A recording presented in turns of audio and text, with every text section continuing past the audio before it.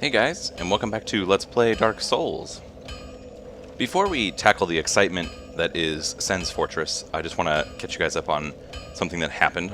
Unfortunately, I did lose a video. That's why it's been about a week and a half since I updated. Short story long, I recorded a video of us doing about the first half of Darkroot Garden up to this Moonlight Butterfly boss. I recorded all the commentary, exported the video, and then sat on it for a few days because I was ahead of schedule and I was feeling just super good about it. Unfortunately, what happened was, as I was recording the next episode, I ran out of disk space, and being the ingenuitive young computer expert that I am, I just went in and started deleting some of the old videos because I didn't need them anymore. And then I went to upload the Darkroot Garden episode, and I noticed that the audio was not encoded. It was just video.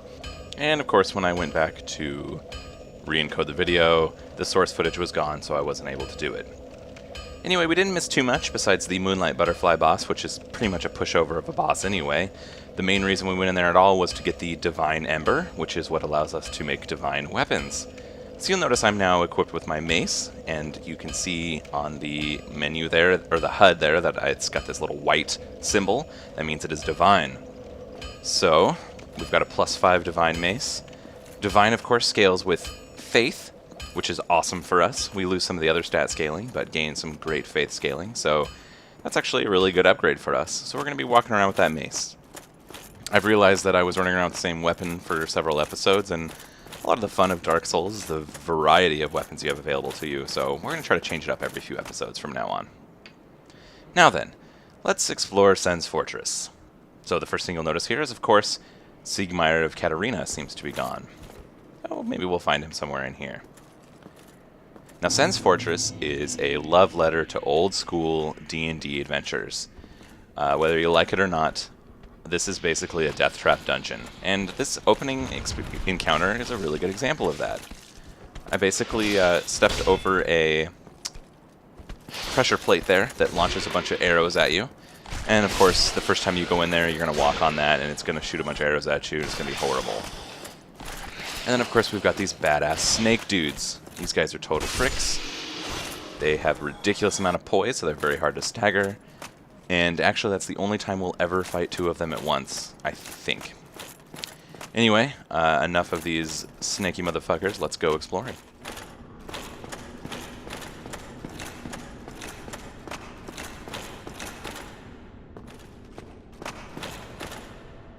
Now, when I say that Sen's Fortress is a death trap dungeon, I mean it's a motherfucking death trap dungeon. Here's a nice pendulum swing bridge for you. Some nice old-school homage to probably some of your favorite platforming locations in your old-school NES games. Yeah, you can get knocked off of this and down there into that Titanite demon, who we'll be going down to deal with much later, because, honestly, he's horrible, and I hate those. Oh god, that was close. And of course, now that you've learned how to deal with pendulums, and you've dealt with snakes, let's deal with snakes and pendulums. And a bridge. And that, friends, is why I picked up Force. Yeah, that's pretty awesome. I've actually never used that before, so it felt pretty cool to just knock him off the bridge without having to deal with him. That can be a pretty dangerous encounter if you're not really ready or you don't have a way to cheese it like I did.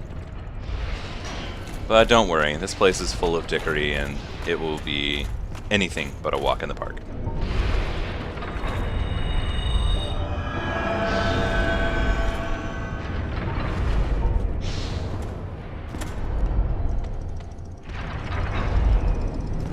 Yeah, I don't want to spoil too much, but those of you that have been waiting for me to have an episode where a whole bunch of shit goes wrong and things are just go from bad to worse, your patience may be about to pay off.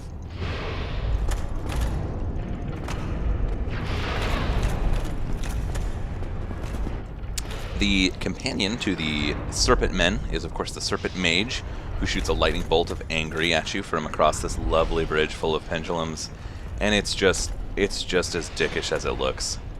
And of course I'm going to try to hit him with Lightning Spear, but I gotta make it through all these pendulums and stay locked on.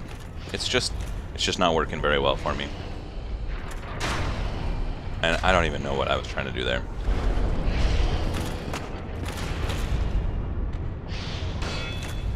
And you'll notice that we're taking quite a bit of that damage because our shield doesn't block very much magic damage. I do have a magic damage deflecting shield in my backpack, but it doesn't really seem to be doing too much good for me there. Yeah, the fun thing about those serpent mages is you get close and you think, oh, okay, these guys are obviously long-range fuckers, and then he gets out a couple of flamberges and starts just wailing on you up close. And another thing, you'll notice that lovely-looking arrow slit in the wall and the pressure plate I diligently walked past on the entrance. Just in case you finally made it past all the serpents, this game's ready to stab you in the face with arrows because Dark Souls.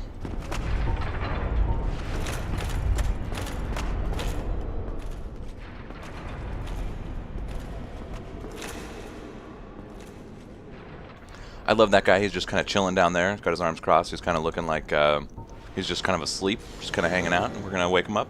A little bit of motherfucking lightning spear.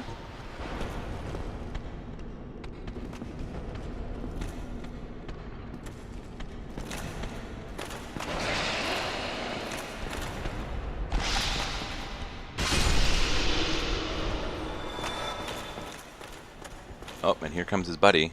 Well...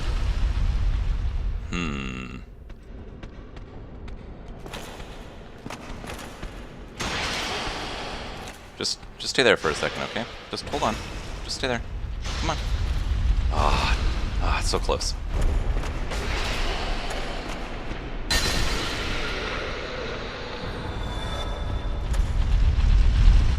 So yeah, once we've dealt with that guy, we just have this extremely dangerous looking lane o' death with giant boulders coming crashing down. And it goes without saying, those things will fuck you up. And there's a damn mage, and oh. Well, thank you, Boulder. I know I appreciate it.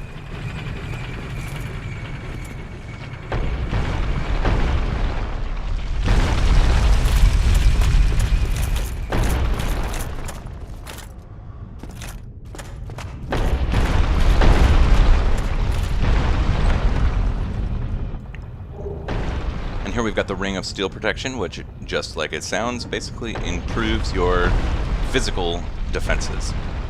Pretty handy against very powerful physical bosses, the likes of which we may be facing sometime soon.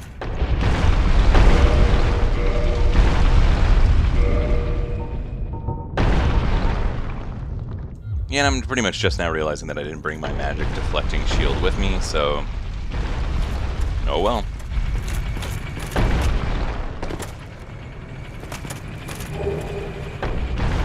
Off to the side here is... wait, is that... looks like Siegmeyer's hanging out down there along with a couple of his favorite... oh, for fuck's sake. Yeah, those of you that have been waiting for a little bit of good old-fashioned Dark Souls PvP, you will be happy to know that that dude is invaded in the worst possible place to get invaded in the game, in my opinion. Yeah, he may get souls for my death just because I die to a trap.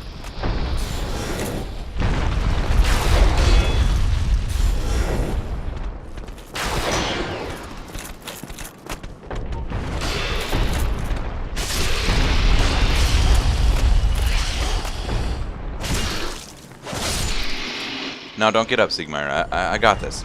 I got this, bro. Oh ho! Ah, where did you come from? Splendid news, I tell you.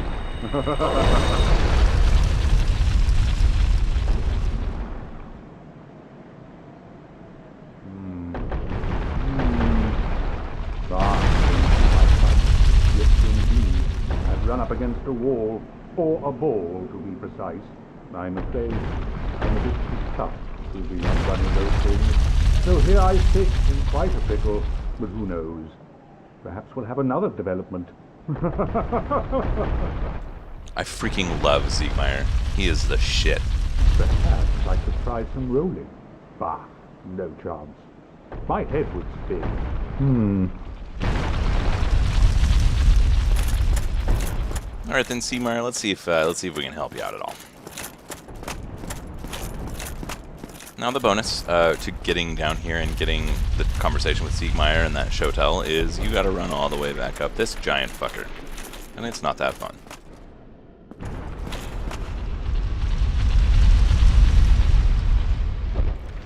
also, of course, have to be on the lookout for Mr. PvP Phantom, who's around here somewhere.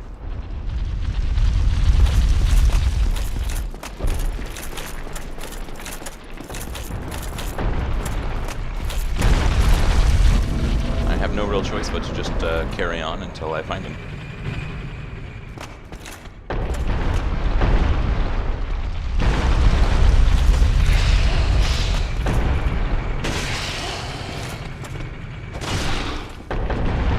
No doubt noticed I'm definitely not nearly as good timing-wise with the mace as I was with the swords. I've used a straight sword pretty much the entire first playthrough I did of this game, and most of this playthrough now, so it's just God, that was just stupid. Yeah, there's a pressure plate there with some arrows, and it's completely obvious, except to me, apparently. Anyway, I have a lot of experience with straight swords, but the maces and other weapons in this game not so much, so if you want to see me screw up and get hit a few times, now's your chance. I'm being awfully negative about my performance in the game, but honestly, it's about to get a lot more fun from here on out.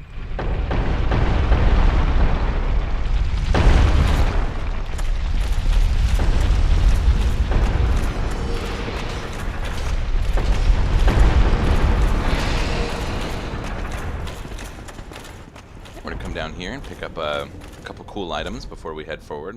I'm still trying to keep my eyes open for Mr. Invader, but I'm just not seeing him. Now here's an important little tidbit. See this treasure chest? Yeah, you don't want to open that treasure chest. And yeah, I've noticed that the balls are not coming down here anymore, which means that the Phantom is likely.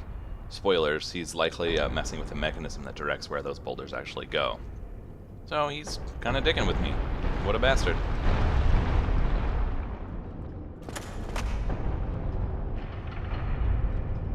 We actually want the balls to come down here, but we'll get back to it in a second. Anyway, this chest and a few other chests in the game is actually not really a chest at all, as you'll soon see. It's pretty much the most horrifying thing in the universe.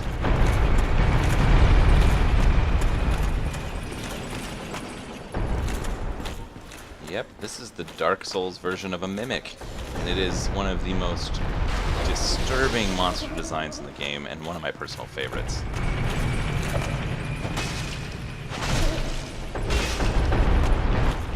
For the record, if you actually open it, he will get a free attack on you, and likely that attack will kill you instantly. So yeah, they're bastards. But they still have an item, because they are treasure chests, and that, very quickly, was the lightning spear. Not the spell lightning spear, like we have, but a spear that's actually been imbued with lightning. Lightning's actually very good in this game, so we're going to be trying out the lightning spear and seeing if it's good for us. We don't have a lot of decks, so it may not be.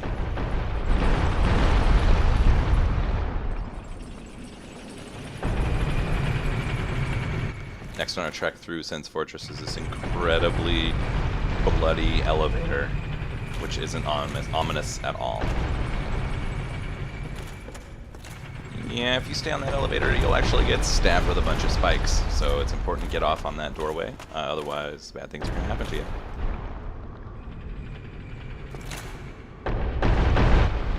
So that room up there is actually the room where the boulders get directed, and I've noticed that he's redirected them, so I'm assuming that's where he is, and so I'm kind of hesitating a little, but yeah, PvP is not my bag, and as you'll soon see, I'm just not good at it.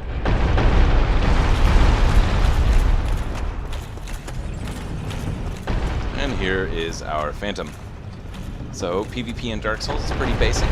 The Phantom invades whatever world you're in. They appear as red. And when they wave, that's the sign to shoot them in the face with a fucking lightning spear. Phantoms are not allowed to use Estus flasks to heal, so he actually just burned a humanity in order to heal. And yeah, this guy already knows how to dodge my lightning spears, so I'm already in trouble. Honestly, guys, this does not go well, so I'm just going to speed it up, kind of talk over it a little bit, explain what's kind of going on, but really, I'm just not good at this. So he throws some dung piles at me to make me toxic. Dung piles are items that you can get off of those barbarians in Blighttown. And he makes me toxic, and then seriously, he just dicks with me for about 5 minutes, waiting for my health to meander down into the dead zone. from toxic. It's pretty horrible. At this point, he's using force just to drain my stamina so that I'll fall down, just to make it so that I can't heal. I have no idea if this is a legitimate PvP tactic or not. I'm guessing it is, but it feels pretty bad.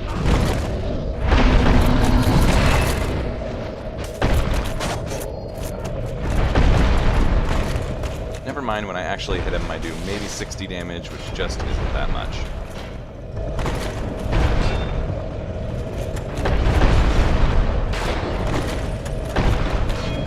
So yeah, he basically just keeps the pressure on me, makes sure that I can't heal up, and that I'm not actually able to hit him or do much damage to him. He's trying to parry a few times, and his real hope is just to make sure that I run out of health by a toxic, which is about to happen.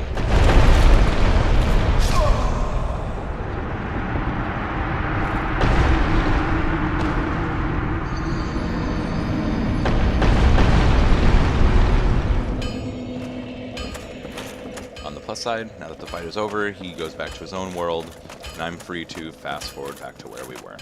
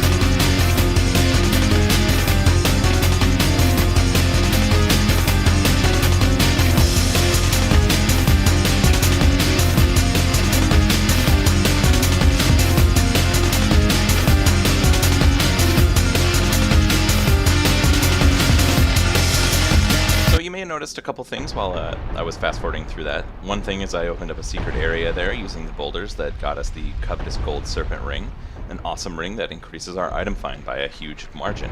This is really great if there is a certain drop that you're trying to get from a particular enemy. In addition, directing the boulders down this passage, which you'll recognize as the area where that serpent was sleeping earlier, actually opens up this wall, revealing some cages beyond, as well as a, well, looks like maybe a friendly face. You seem quite lucid. A rare thing in these times. I am Logan. I'm a bit cooped up, as you can see. I have a bright idea. Suppose you set me free. I'm old and empty-handed, but I could repay you with knowledge and sorcery. This place is melting my mind. The inactivity is repressive.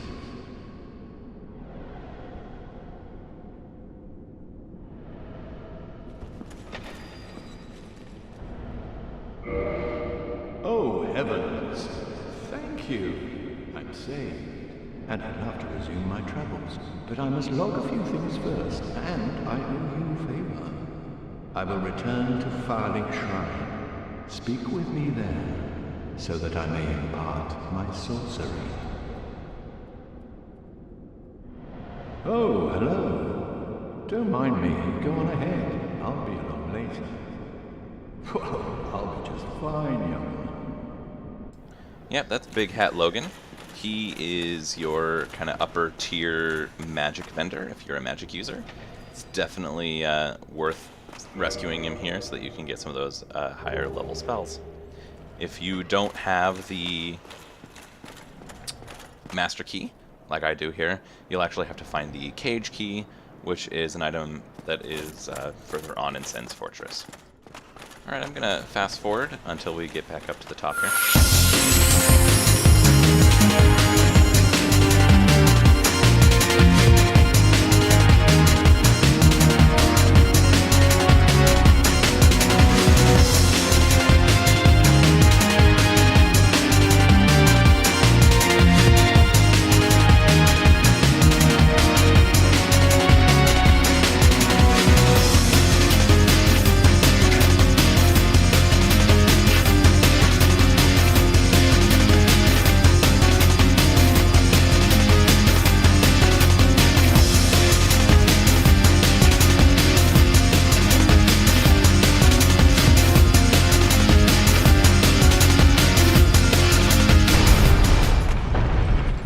Now we finally found the room where the boulders are directed.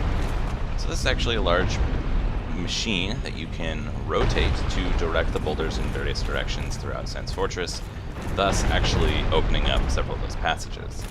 Because the Phantom directed it, that's what actually opened up that passage where we found Big Hat Logan. And we're actually not going to really mess with the machine because we don't really need it to go any of the other directions.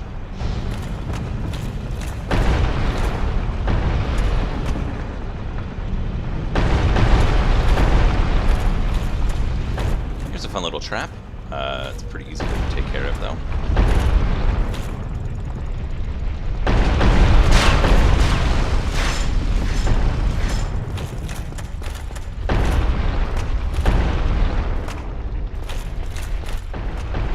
Now begins probably one of my least favorite parts of Sen's Fortress, which is saying something, because seriously, this place.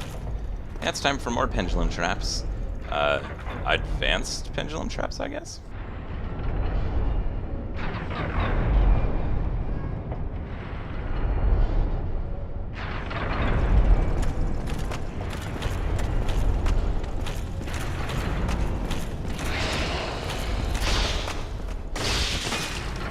And one of my personal favorite things, snake men in tight corridors. Now there's a snake mage up there, and I don't really want to deal with him. And a lovely pit that those of you who are curious could jump down if you want to restart Sen's Fortress from the bonfire after dying. Anyway, I do an awesomely stupid thing here, fall for one of Dark Souls' classic tricks, come down here to kill this fucker. And oh hey, look, it's Mr. Mage. He's right behind me. That's so fun. Luckily I get a crack shot in with motherfucking lightning spear. Go back down to just dealing with the one serpent guy. It's dangerous enough as it is.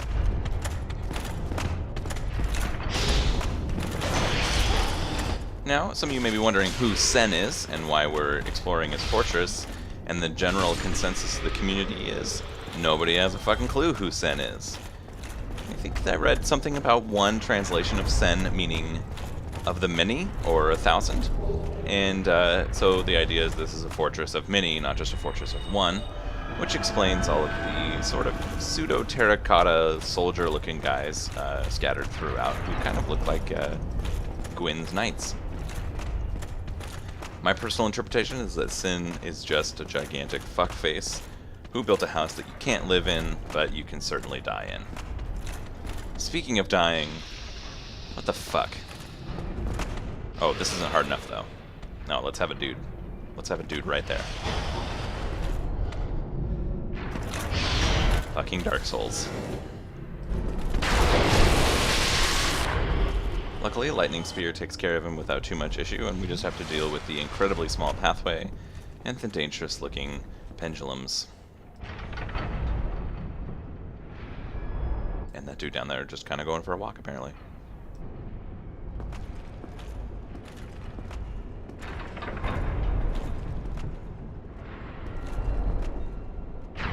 Now, it's highly recommended to do this set of pendulums in sets of 2. Don't try to do them all at once. And don't do that, because good God.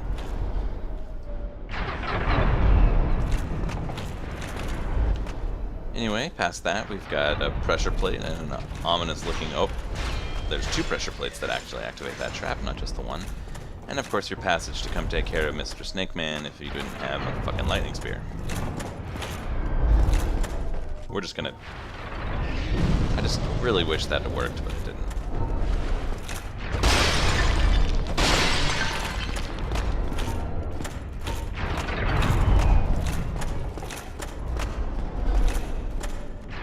And here's another pit, you know, for fun.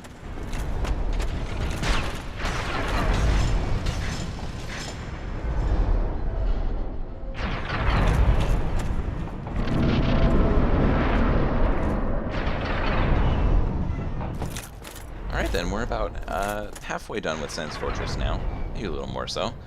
And it's time to explore the sort of upper levels. And one thing I really love about Dark Souls is they actually explain where those boulders are coming from, as you just saw. There's a giant actually chucking them down in there because that's his job. That's what he do. Speaking of giants, yeah, check that dude out. Fire bombs. Seriously, Sen's motherfucking fortress.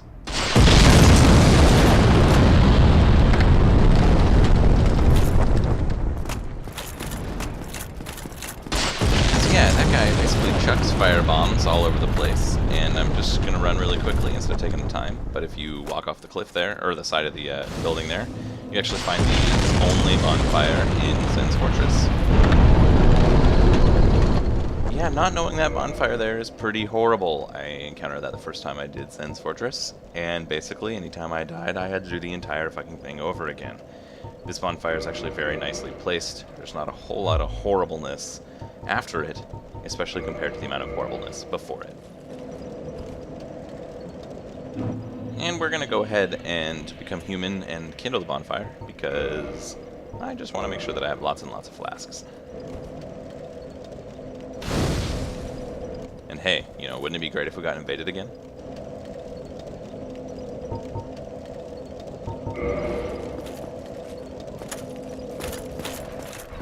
And of course you do have to backtrack just a little bit, but it's not too bad. We're basically back in that same room at the far end of the long, dangerous, skinny pendulum bridge. And then we're back outside, no problem. And before we head up and deal with Mr. Chucky Bombs, let's see what Sen's hiding down here. Hey look, it's our old friend the Boulder Knight. And he's been upgraded a little bit.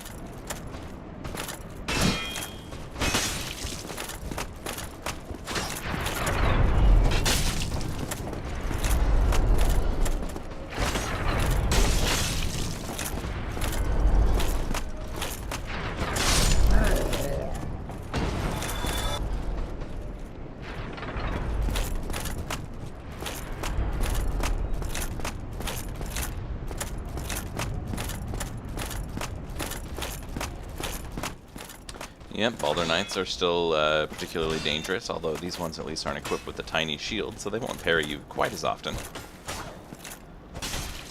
But they do have increased health and better armor, so they take a little bit longer to take down.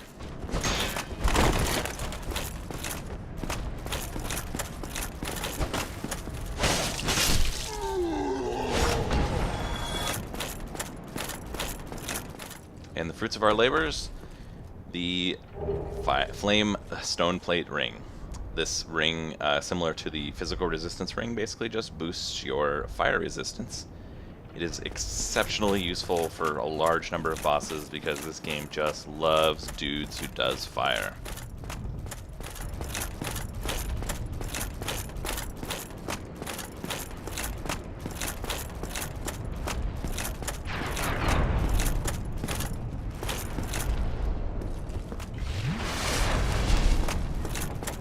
Speaking of dudes who does fire, Mr. Flame Bomb Extraordinaire is going to be checking bombs at us for the next several years of our life. Yeah, pretty much anywhere on the ground that has a blackened splotch is a spot that he can chuck a bomb. So that's your kind of warning that those areas are dangerous to hang out in. If we have over here, we find our second heavy knight. He's wielding a giant angry mace. And, yeah, he's probably not too happy about the fact that we just lightning speared him.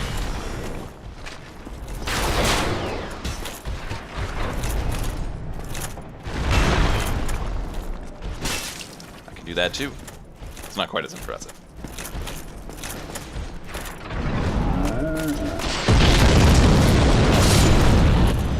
Yeah, I really like the design of the Heavy Knight. I think they look really cool. I think they're formidable foes, but compared to some of the other stuff we've been dealing with, they're really slow, which makes them pretty easy to predict and take care of.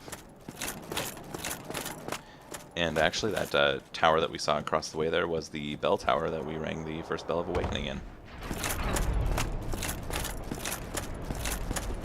Seems so long ago. And up here is a dude to murder, because murdering dudes is what we does.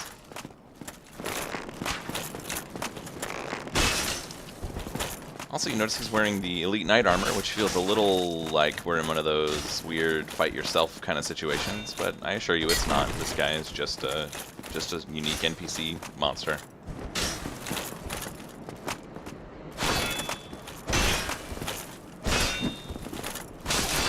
And you'll notice that he's equipped with a target shield and a rapier, so he just loves doing the repose.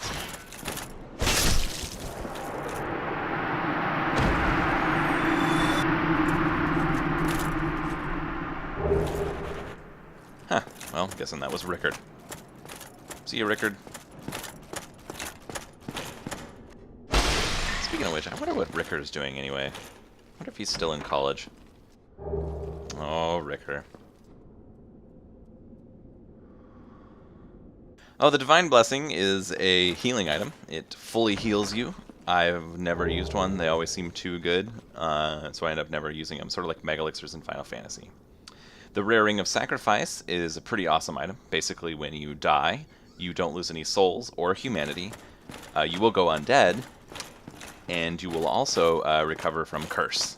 There's also the normal Ring of Sacrifice, which retains your souls and humanity, but will not recover you from Curse. Definitely a pretty useful item when you're exploring areas that you don't really have familiarity with, and you have a large number of souls and humanity that you are really worried about losing.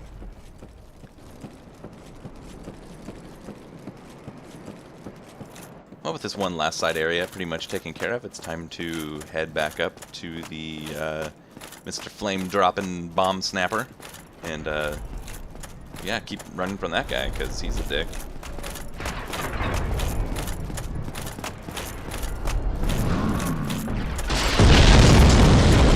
And there are no black marks on this bridge, but I assure you, he can hit you with bombs there.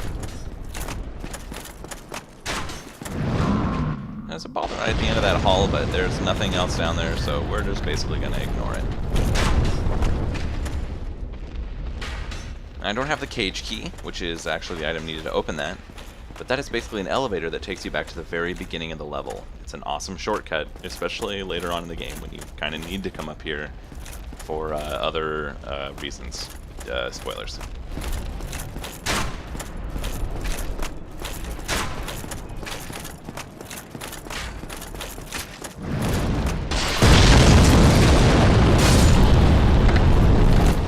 Had so many opportunities to shoot me and just never did. Now then, we got some boss fog here, but before we take care of that, we have two more quick things to deal with. Namely, Mr. Bomb Chucker. Because, hilariously, if you run into battle with the end boss guy of this area, and this guy's still alive, he will chuck bombs at you the entire time, and it is awful.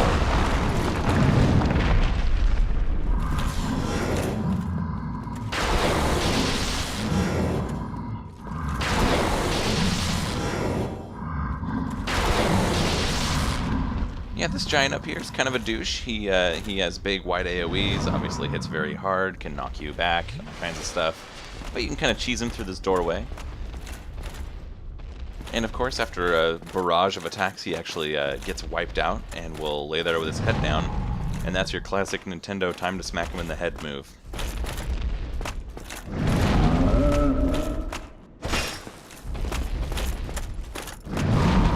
I'm starting to feel like I'm cheesing this a little, so let's go visit him. Let's just hang out outside.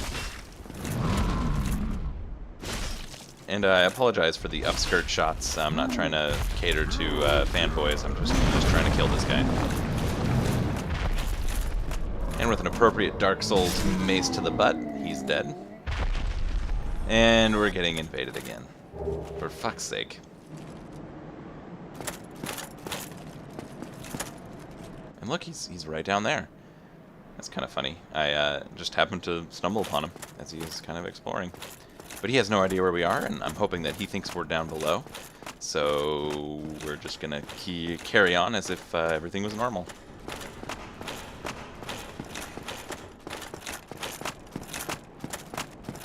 Now, I want to show one particular thing off in this game, which is Iron Tarkus. Now, this is another NPC Phantom you can summon to help you out with a boss. You don't have to have any particular situations taken care of for you to be able to summon him. You just have to be human. But I think he is just one of the coolest looking guys in the game. He's got some sweet armor and a giant sword, and watching him and the upcoming boss duke it out is really super fun. So it looks like we haven't been invaded yet, and of course if we cross in the boss fog, the invader will be sent home, so let's do that.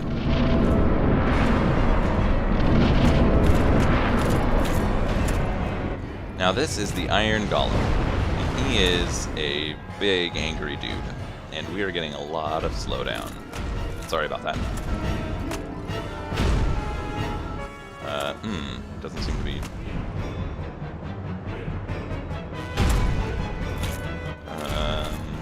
Okay, this might be a little challenging, but we'll do it. We got this. Oh, you gotta be... What the... Oh, for fuck's sake.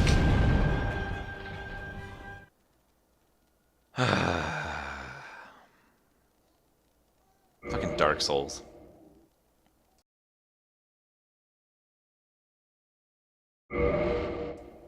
Yeah, I'm not really sure what happened there. I assure you my computer can handle Dark Souls just fine. I blame the incredibly poor port that From Software put out.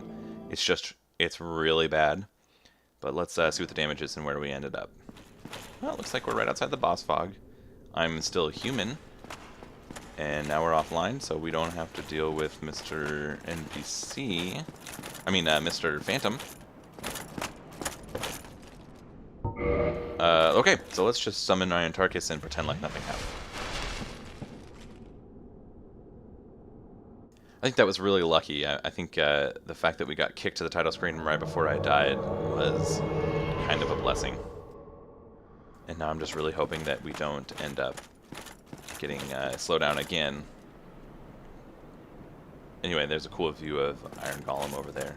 Come on, Tarkus, let's go kick some ass.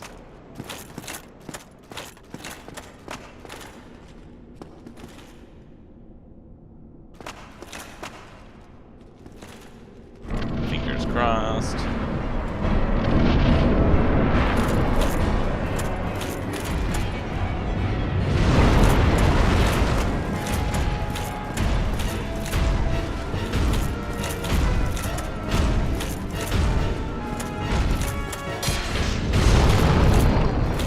Yeah, for the most part, I just kind of wanted to let Iron Tarkus fight the Iron Giant. They both have iron in their name, which I don't think is an accident. And it just seems like a really... Hey, don't... Oh, I thought he was going to chuck him off a cliff or something. I was worried that I was going to actually have to do something in this fight. I seem to have angered it.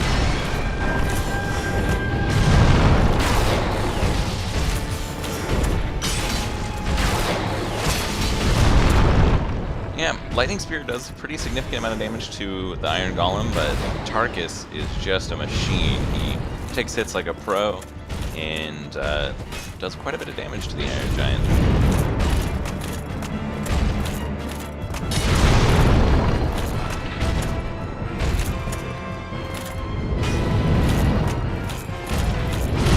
At this point I feel like I'm just like, hey, you put him down, you big meanie.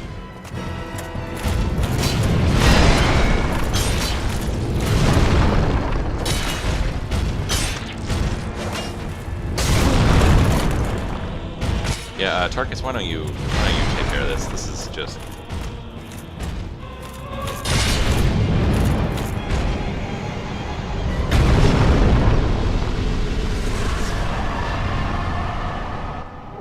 And with that we pick up another boss soul. 40,000 souls, and just a little bit of a frame rate drop just for fun. And this strange ring of light.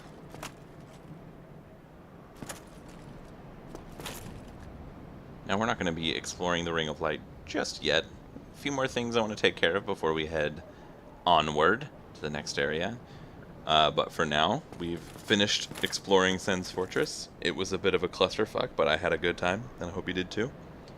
As always, thanks guys for watching, and we'll see you next time on Let's Play Dark Souls.